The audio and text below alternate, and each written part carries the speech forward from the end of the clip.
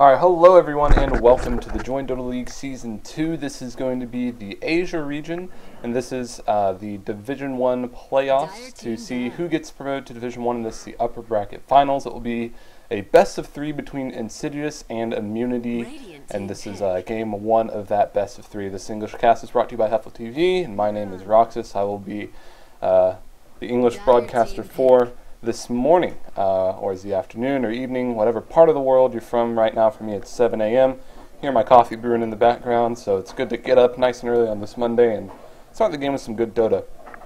So as far as the bans, all pretty much Tier 1 bans coming out, whereas nothing really seems too targeted towards the team at all, which is kind of what happens in these Division 2, Division 3 level games. People kind of go with what's really good up in the tip-top scene, what the TI4 teams are all playing, and it feels a bit safer than trying to go for something that you feel is an identity to your team. So, Doom and Batrider are going to be banned out, and then Brewmaster as well as Dire Side Lycan going to be banned out for Immunity, and they go ahead and first pick, who I think objectively is the best hero in the game, is Mirana.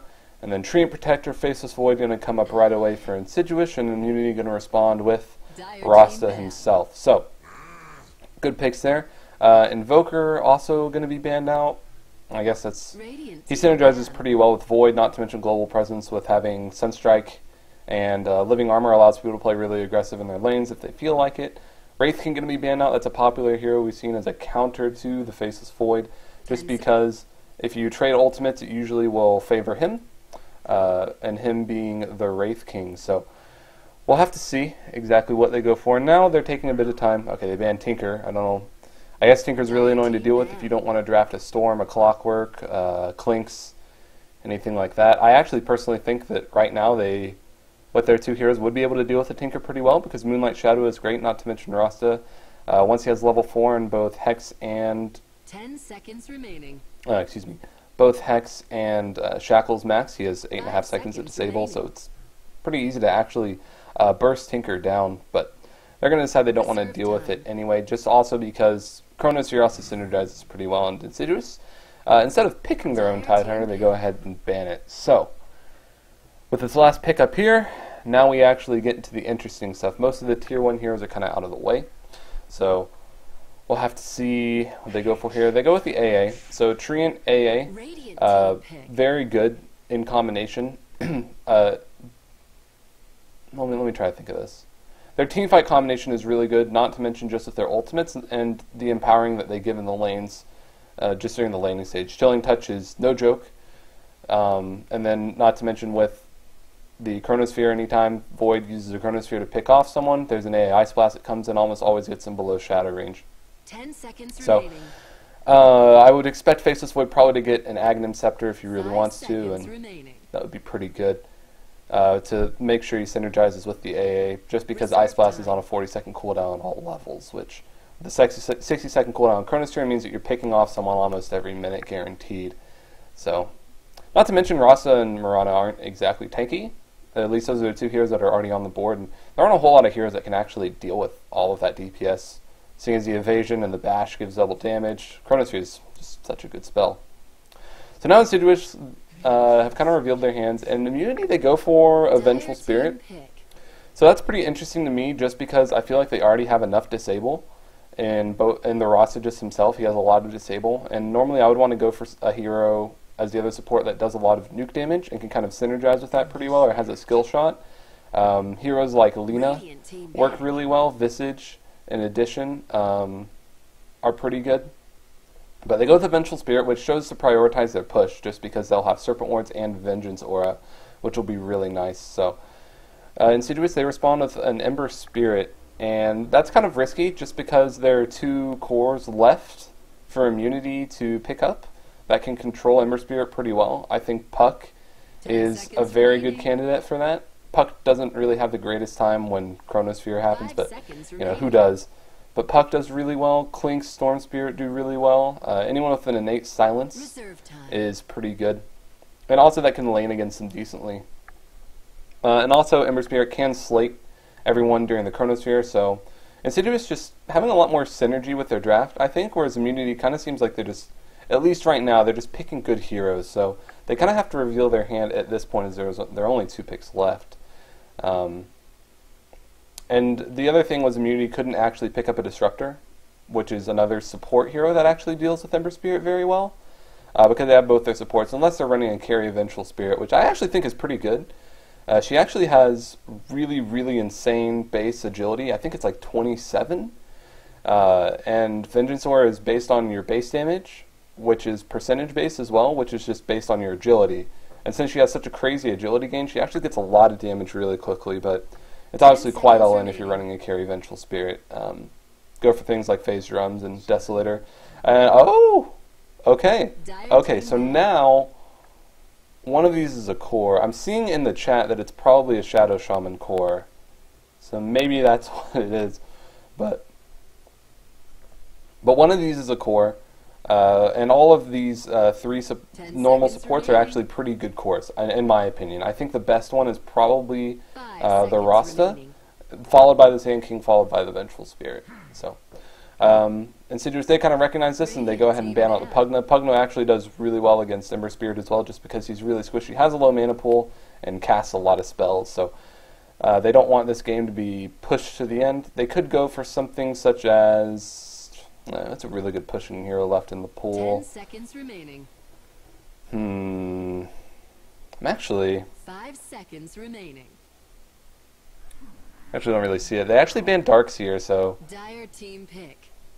They look like they do want to push. I mean, Darkseer is a pretty obvious synergy with their team fight, being able to vacuum everyone into Overgrowth and all those spells, and Searing Chains, all of these AoE disables work really well with vacuum, but I think the main thing that they might be looking for is just to remove the ability to just use Ion Shell to pull past a creep wave.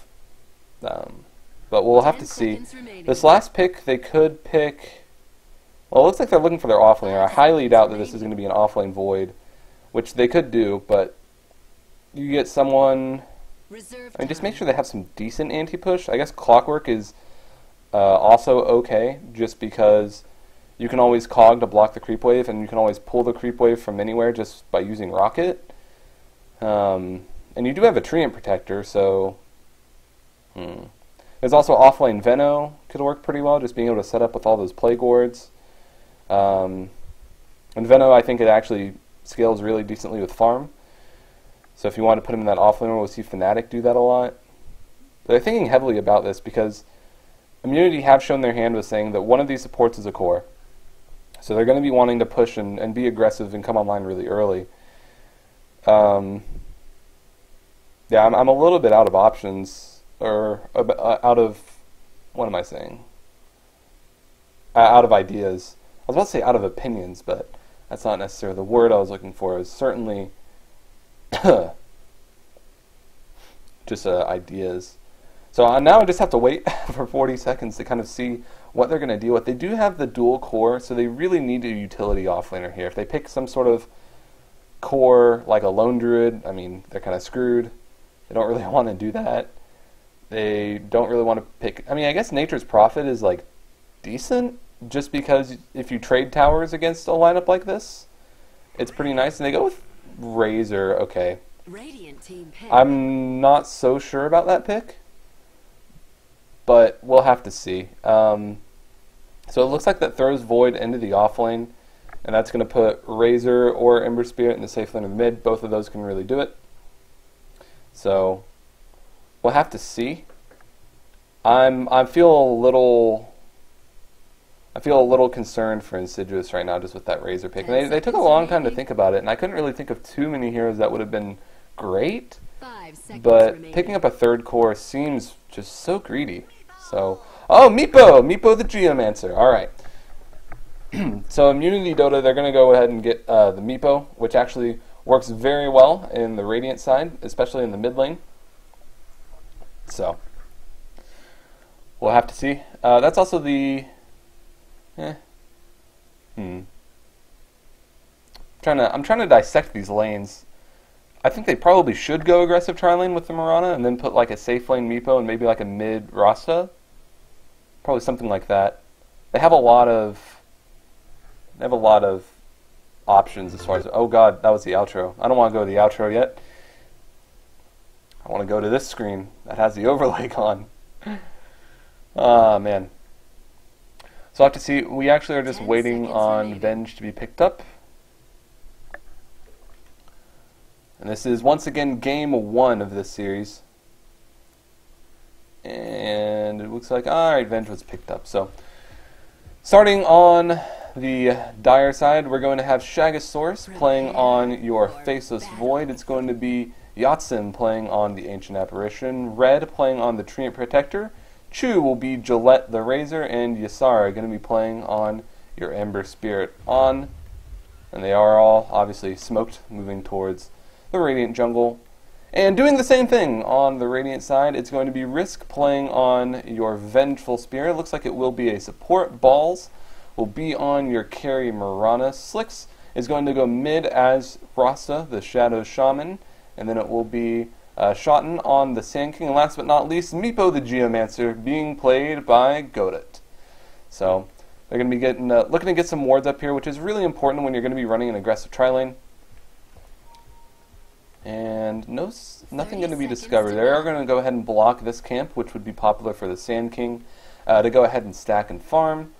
And this is a point where you're like, okay, they were all smoke kicking our jungle at the same time. But get a ward placed down. I actually have become increasingly a fan of this ward because it's not really ever going to be dewarded, and it spots all the places where supports are likely to smoke up and move anywhere for the mid lane. And yeah, it doesn't spot the rune, but whatever. So we'll have to see. Looks like it will be a safe... It looks like it'll be dual lanes, maybe, as we do have Sand King going down towards the bottom. Red has skilled Leech Seed. He's waiting at the top of the stairs and just barely misses him.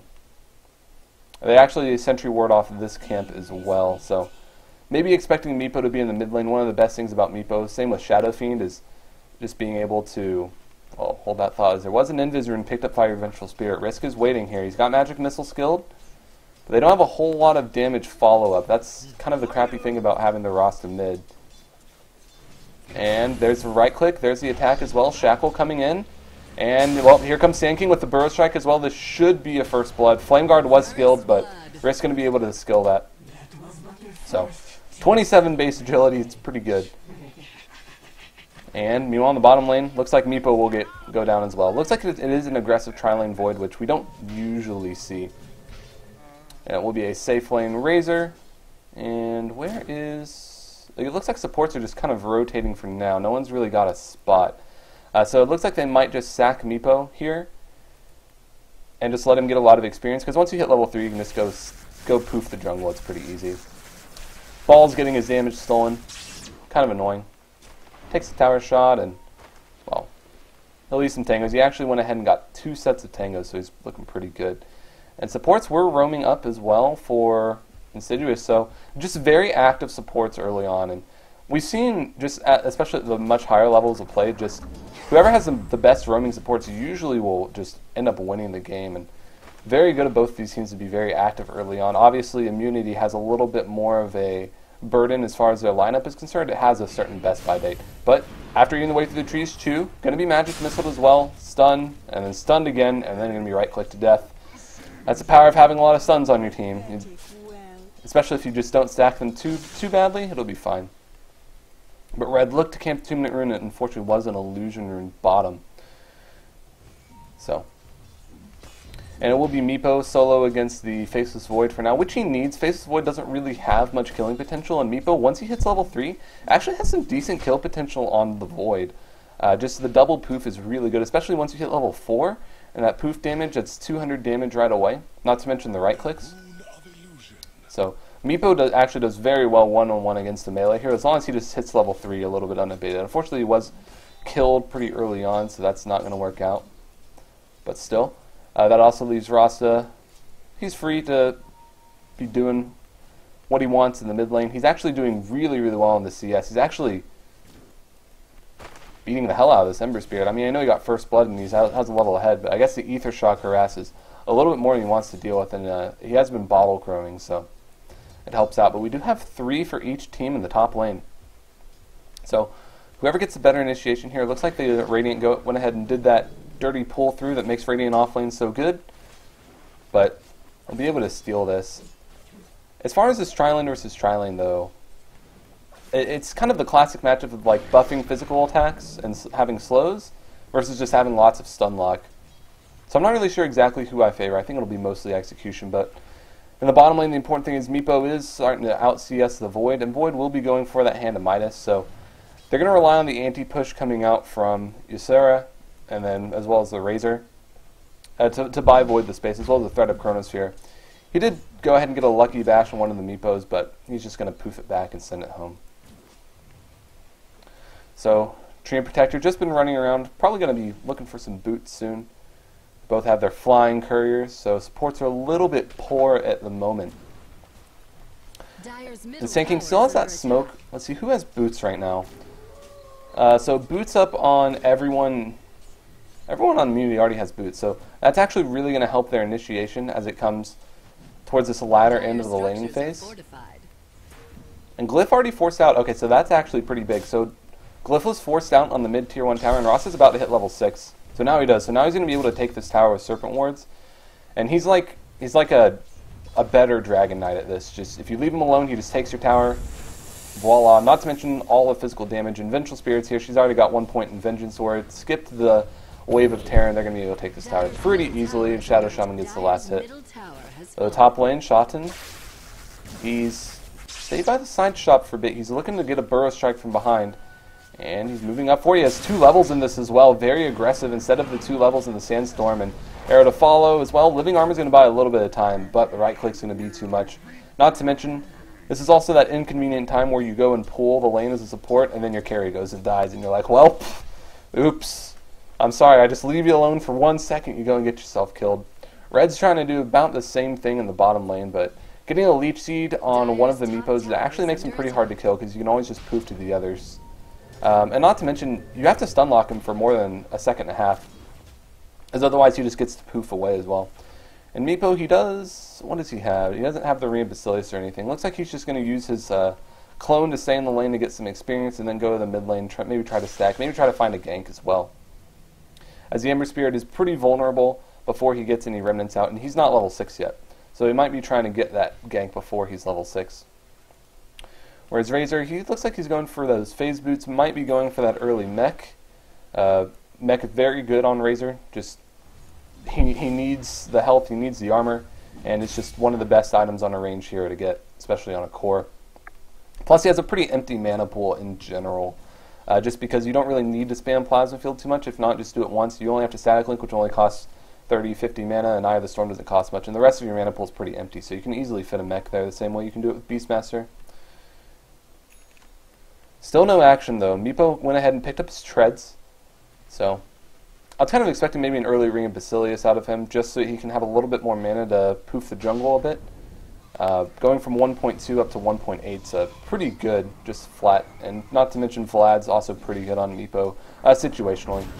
But he's going to go ahead and just poof out this wave. Looks like he might go for the Void here, but Void does have Chrono and he knows that. And he actually went for the level in Geostrike. Oh, never mind, he's level 6, so. But he did go for the level in Geostrike instead of net, because he knows he just wants to get these point-blank nets, doesn't need that extra range. So still not a whole lot of kills happening, but God, this Ross is just absolutely dominating this mid lane. Ember Spirit just can't get up close. This is not something I necessarily would have expected, but they're going to be getting some assistance here. Remnant coming in, but Searing Chain's off the mark. Gank abandoned. Still 3 up top, and Razor, he's having to go to the jungle because he knows that if he doesn't do anything else, he dies, and finally finishes up his phase boots. And actually, Void, he actually abandoned the Midas idea and went ahead and went for some treads. I think they were saying, like, hey, you can't go Midas now because they're doing really well in the laning phase, and we don't want to lose just because you have literally no items. But Smoke picked up from AA, so they want to get a little bit aggressive. They do have their boots now as well. We're looking at the warding, very, very defensive wards coming out from Dire, so the pressure coming out here from Immunity, just working really well, even if it's not killing him. But Rasa, he came up smoked, he has his Serpent Wards as well. Looks like he wants to get Gillette. And no. Nothing else. In the meantime, Meepo will just be farming up. And the ward was spotting them. We'll see if Roster reveals himself. But they went ahead and used Moonlight Shadow, so he's double invisible right now. Meanwhile, bottom lane Void, Meepo's just going to come back. And here we go, we're going to have an engagement. Arrow to follow the magic missile as well. Starstorm is there, and as well as the Burrow Strike, and Tree just gets eviscerated. And AA, there's a TP in from your Void, but he gets hexed immediately. Serpent Ward's there as well. Ether Shock, does he have? Oh no, he doesn't have the Shackles because he gets Chronosphered. And people are trying to hit him. Razor's dealing so much damage. He hits for 200 right now, but he gets arrowed. Doesn't matter if you get chain disabled. And Remnant comes in, finally able to clean up the Rasta as well. Tree's back already. Leech Seed on to Balls, and now Risk. He gets Searing Chain as well. But the Rasta Ward's doing a lot of damage to Ysera. Don't fight near the wards. Don't fight near the wards. Magic Missile. Magic Missile. New on the top lane. Shotten, he's just rooting here. Void, he backtracks a little bit of damage and time walks away. And Searing Chains will interrupt this because it is AoE. It's a TP, and it looks like he's just going back for, and then Shotten just Burrow Strikes away as he sees the TP out. Slow though, coming out from the Ice Vortex. And another slow from the Ice Vortex, but now there's going to be a TP coming in from Mirana. She's going to have the arrow right away, but Rasta comes in. There's a Hex onto Ysara. There's a Shackles to follow up as well, eating through the Flame Guard charges. Arrow to be stacked as well, but the Magic Missile as well as the right clicks from the Phase Boot, it's going to be able to clean that up. He already has Aquila and Bracer as well, so Mirana doing very, very well here. Meal on the bottom lane, Meepo just being Meepo, just pushing out lanes really quickly and farming, so he'll probably be going for that Aghanim Scepter, as is needed on Meepos these days ever since the stat share nerf back in the days. Rest in peace, 30% stat share without Ags. I loved those days, but still, basically nothing. He's got less net worth than the Sand King, just purely out of laning.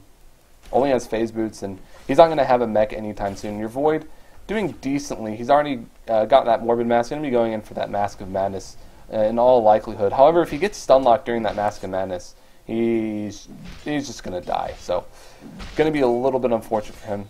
Meepo's still poofing. He could actually be going for a fast blink. Really good Meepo players can get away with this, just going for the fast blink when you have all these really squishy clones.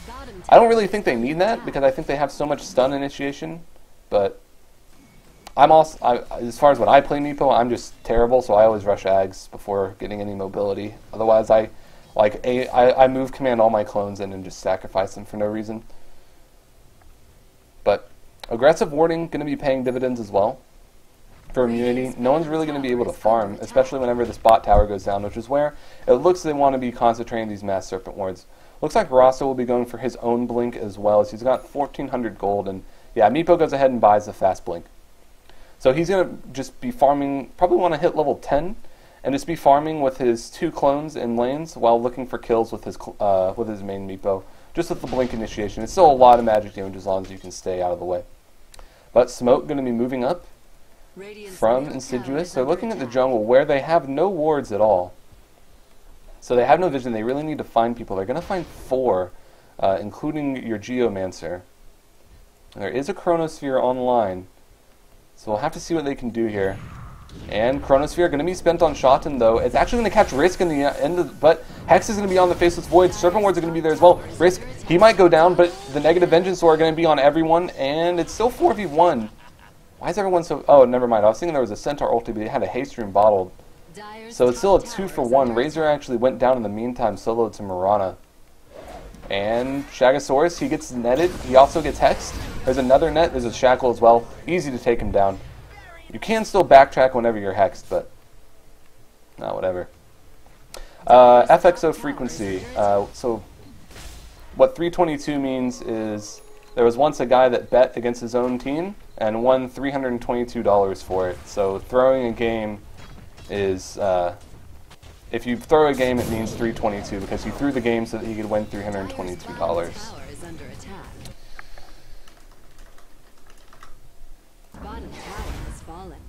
Well, anyway, really good fights coming out here from Immunity. They're just dominating the laning phase, and it's kind of to be expected when you run a core Rasta. Just this hero comes online very, very early, and he benefits from the farm. Not to mention aggressive lineup just coming out from Meepo as well as Mirana. And Mirana does have drums.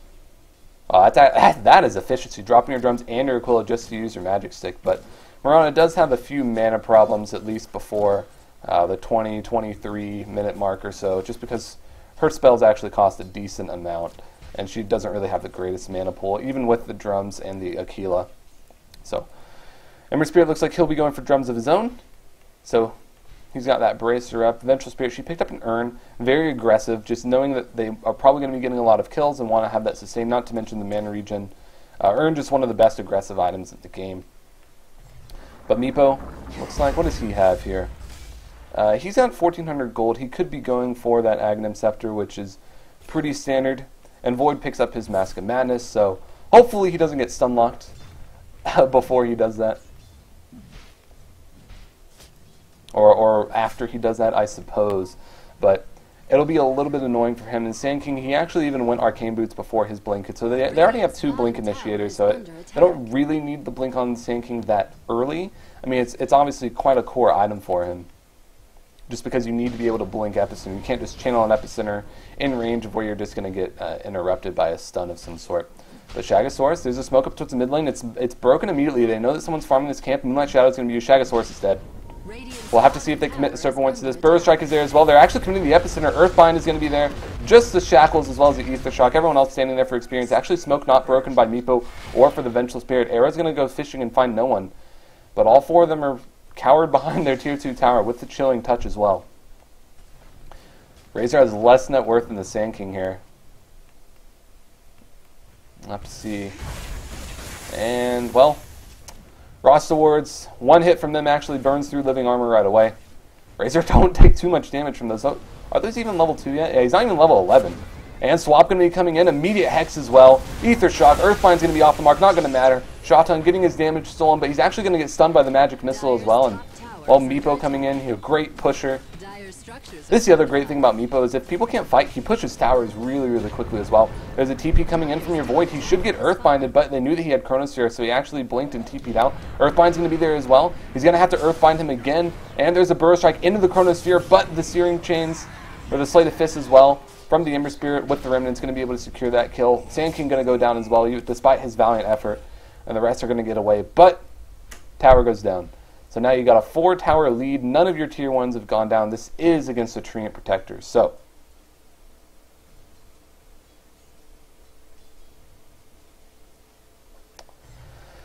looking at the net worth, we see pretty good gold. Well, Chew, goodbye. This is the annoying thing, because if you have a lineup, if you're playing against a lineup like this that can take map control with Mirana, you feel like you can't go and farm just because you die instantly. It's kind of the same as playing against like Wisp Furion, the same way that Alliance like to play, whereas you can just be farming and then just all of a sudden be dead. Stat going to come out here. Sand King looks like he's going to be wanting to farm up a bit. Not to mention Meepo, he can farm those stacks pretty easily. He has, oh, that's a Molnir for your Mirana. He's pretty close to that ag. He's out the point boosted Yoga Club. And Shagasaurus, he doesn't have Chronosphere up, but it looks like they might want to get balls here, but he's playing pretty ballsy, and with not a whole lot of ward vision. And still, Insidious being forced into a lot of defensive wards here. Nothing of vision on their side of the map, whereas Immunity, they get to have a lot of vision on their opponent's side of the map. And Tower having to be defended bot. I mean, at least when you're the tree, there are only 2 towers you have to armor now. But whenever Immunity decides they want to take towers, whatever. Like, the tower's going to go down. And especially once Meepo gets this Ags, it's going to be really difficult for anyone to deal with a 1,400 health Meepo, especially the clones. And he's going to have 4 of himself, so going to be pretty good. They can also look to take a really early Roche, but it's actually being pinged out by your Treant Protector. Looks like they might want to try to pretty riskily take it, but I don't think they really have the damage to do so. I guess, oh, they didn't know where they were, so they were checking the Roche, so that makes sense. They could have dropped the Serpent Wards to take him, not to mention with Vengeance Aura, pretty easy to take Roche. Rossis got a lot of gold. We probably are going to see him go for that Aghanim Scepter, or maybe an additional mobility item such as a Force Snap, but I don't think they necessarily need a bit more mobility. I think the Aghanim Scepter wards are probably going to be enough for him, so we'll have to see. They're kind of camping in the bottom lane, maybe waiting to bait someone to come farm this wave with the Meepo.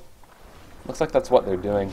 Also, blink on to your Sand King, so now you have a few blink initiators. Vengeful Spirit, she's not going to go for a blink. She will be building into drums, or at the very least just has a casual bracer so that she has a little bit more mana. She's not as squishy. And Balls has just been farming up in the top lane. Very standard build: Maelstrom, drums, Aquila, phase boots. Whether she goes for the Mantis style or finishes the Mjolnir first remains to be seen, but we'll see. Red just kind of waiting here. He does have overgrowth. He doesn't have a point in Nature's Guise, though, so really difficult to get up there. And they can just push the towers, drop the wards, tower's gone. What you going to do when they come for you? Like, this is just the power of this lineup, and they have so many blink initiators with so many disables that, and their hard carries farming, I feel like they just not necessarily got out drafted, but they need to win the laning phase a little bit harder, which is also really difficult against these sorts of lineups, especially when they know what they're doing. Force Staff going to be coming out for your Ancient Apparition, very reactive and defensive item, a little bit more so than a Blink Dagger. And ward going to be placed down, was spotted though, so they know that there's a ward here. Whether they have the money to de-ward that or not remains to be seen.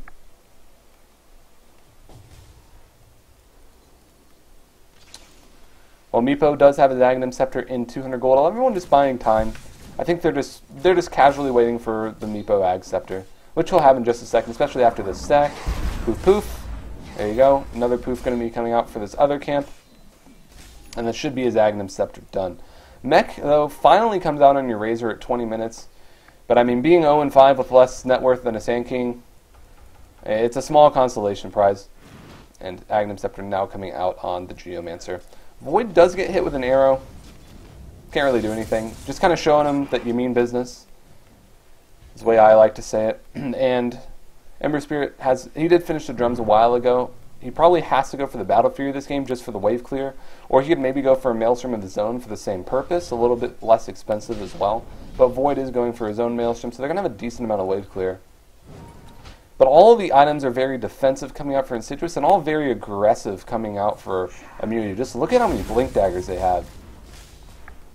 And just this stage in the game, Meepo's so hard to deal with. This is usually the stage in the game when we see Meepos just push up and end the game, get a lot more levels than everyone else, and just have a lot more burst damage when people can't even bring down the clones. Especially with these treads. Strength treads doing very well. We'll see if he goes in for the Heart of Tarask. I'm personally a fan of the Scotty build. Just going for the early Orb of Venom and then into the Scotty with a couple Ultimate Orbs. But just because I think the Reaver takes a lot of time to get, but we'll have to see what he decides to go for. Probably an additional tanking item, as you already have your Initiation item and you have your Aghanim Scepter. There's a big smoke upcoming, but I don't know if they smoked in vision of this ward or not. They should have known that it was there, but maybe they were expecting them to go towards Roche. Everyone is playing pretty pensively. Also, Mirana has the Mjolnir finished in 200 gold if she wants that. But I'm not sure exactly what they're waiting for. I feel like Immunity really do need to hit this timing. Maybe they're just looking for a pick-off and going to try to go from there. But they don't really have any wards on that side of the map. They have one ward here and one ward over on this side. But this is not an area of the map where I would expect them to be farming. I'll expect them to really be in their jungle, or at the very least force them to de-ward the jungle would be okay. I'm stumped, ladies and gents. Not sure exactly what they're waiting on. Oh, okay. Ag's finished on Rasa. So that's what they were waiting on, right? Come on, Courier. Let's deliver that so that we can get this game going. Speaking of which, this Pudge Courier is absolutely hideous. Anyway, Rasa now has his Aghanim Scepter. Meepo has his Aghanim Scepter. Not sure what more you're waiting for, because you are playing against 3 cores. I will have to remind you. And also Ember will be going for his Battle Fury. Picks up the Claymore. Definitely not a Shadow Blade. And also, wow, those Ancients are stacked. It looks like they want to farm these Ancients. Oh, come on, man. Like, are they going to farm these Ancients with Serpent Wards? And then they're done buying time. This really helps the other team, I have to say, because Ember Spirit, Faceless Void, and Razor, they just need time. And right now they're getting a lot of time that I don't think they necessarily should have gotten. Let's see. Courier going to the Secret Shop, going for the Treant Protector, getting his Mana Boots. I don't know what to tell you, folks. Alright, now they farmed with the Ancients, now they're smoked. Alright. Invisibility Rune 2. Bottle that. Just bottle it. Come on. Alright, they're going to leave the Invis Rune, just in case they have it warded. But now they're going to be going for the pick. They have lots of Blink Initiators here.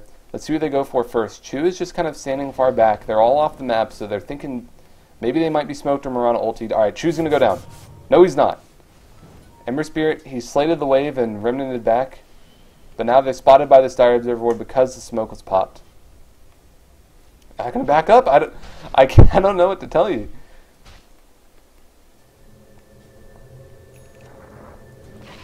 And me. Alright, I don't know what Mirana's building. I don't know why you want to farm up. Like, I know you have the map control and everything, but you're running a core Rasta, and yeah, he scales really well at farm, but he's not going to scale as well as 3 right-click and carries. And Meepo has an expiration date as well. He usually needs to snowball and just be lots of levels ahead of everyone else, but I feel like Immunity are kind of taking their lead for granted a little bit. They are going to be going for Void. If they can hit an arrow. Let's see if they go for it.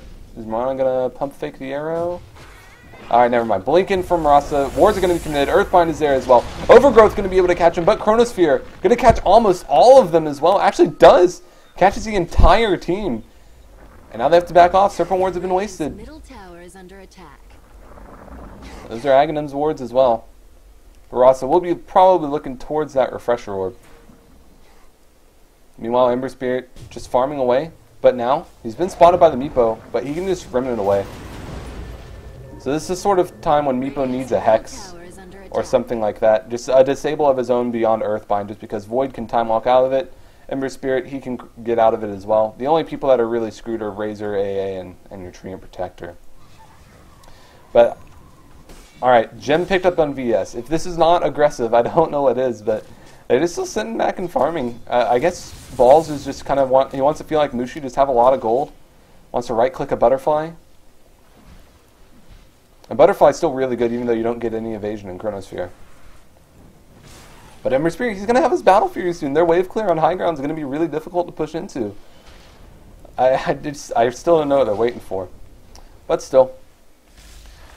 Everyone just farming up. Meepo sitting there with 2.4.5k gold. Probably be looking towards that Heart of Tarask, as he might just go ahead and buy that Reaver first. Get all of his Meepos that 32 extra strength. Claymore or Broadsword now picked up on your Ember Spirit, not going for that Perseverance. Just using the bottle, as well as the Treant Protector to help him regen and stay out on the map. Razor will be going for a Pipe of Insight, as he has picked up the Cloak, so we'll be going utility, kind of the same role that Viper usually fulfills in these sorts of lineups. And Sand King probably going for that Veil of Discord. He hasn't picked up anything just yet, but looks like everyone just wants to pick up a lot of money. Okay, I'm right. So Balls is just looking for a Butterfly, I guess, instead of the Mjolnir. No one's really going to have an MKB, so he only is going to be focused if he is in Chronosphere. But, Isara, does he have any remnants out? Yeah, he does. He gets the TP out as well. Oh, but the Blink Burrow Strike arrow going to be able to catch him as well. There's the Earthbind follow-up, and now the whole team is going there. But Void pops Mask of Madness, gets the Chronosphere up on all of the Meepos except for one, and he's going to be able to focus down the one. No!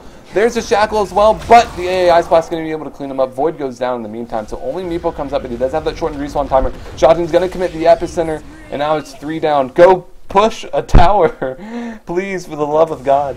Earn card is going to be used for Urasa. He's got a lot of gold as well. With that gem, there should be some good dewarding action. Razor actually just picks up the point booster, going for the Aghanim Scepter just with the casual cloak. And it looks like they want to drop wards to take Roche. That's pretty good. Balls could have hit Roshan with his eyes closed, and he will be taking this Aegis here. He sells that magic stick. And Shoten going to be just waiting outside of the Roche pit. Ice Blast going to be spotting them, but too late. Aghanim's wards do 106 damage, and that's a lot. So the Aegis is going to be picked up by your Priestess of the Moon. They should be looking to push high ground here. And the farming rate, like, I guess we see it kind of still being a little bit better, but tapering off a fair amount. And that happens when you're not taking towers as aggressively.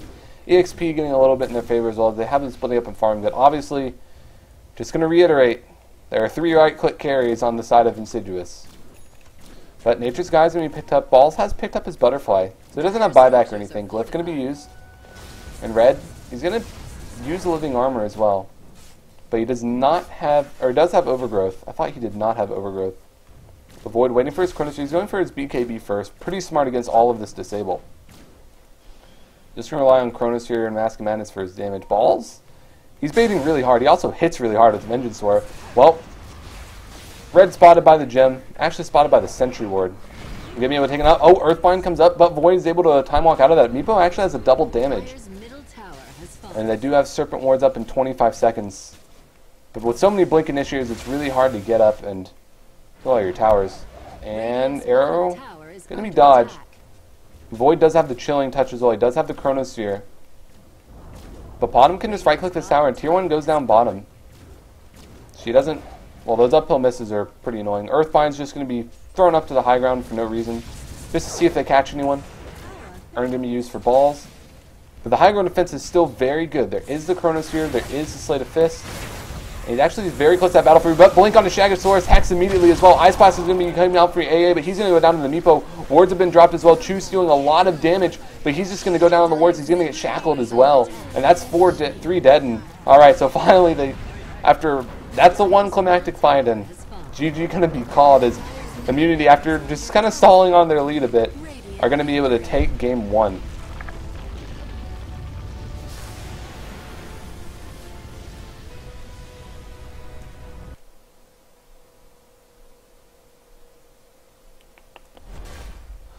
Alright, so that's going to be it for now.